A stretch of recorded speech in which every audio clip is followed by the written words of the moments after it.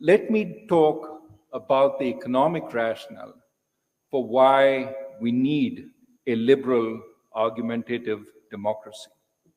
Start first with where we are.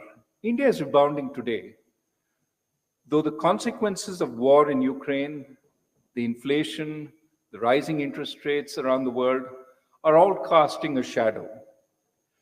Now, any growth that we have should be celebrated, but we cannot ignore the fact that the rebound that we're having is from disastrous numbers posted in the last 2 fiscal years.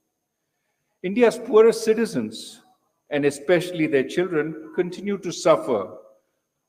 And they've suffered during the pandemic, they continue to suffer during a K-shaped recovery that we're having.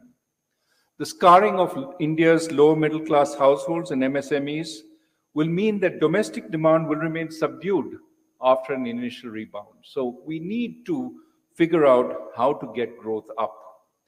Now, I want to emphasize that India's slow growth is not all the fault of the pandemic. Our underperformance predates the pandemic. Indeed, for about a decade, probably since the onset of the global financial crisis, we haven't been doing as well as we could. The key measure of this underperformance is our inability to create the good jobs that our youth need.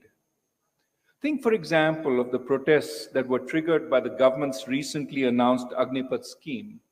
This is suggestive of how hungry our youth are for jobs. Just a while ago, you saw 12.5 million applicants for 35,000 railway jobs. Now, it's particularly worrisome that India has a scarcity of jobs when so many of our women are not working outside the house.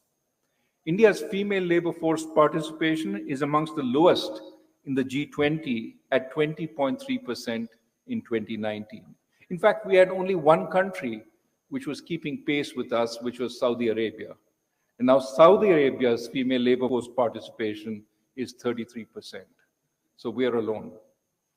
Think how much richer India would be as a country and how much less frustrated our youth would be if there were good jobs for all.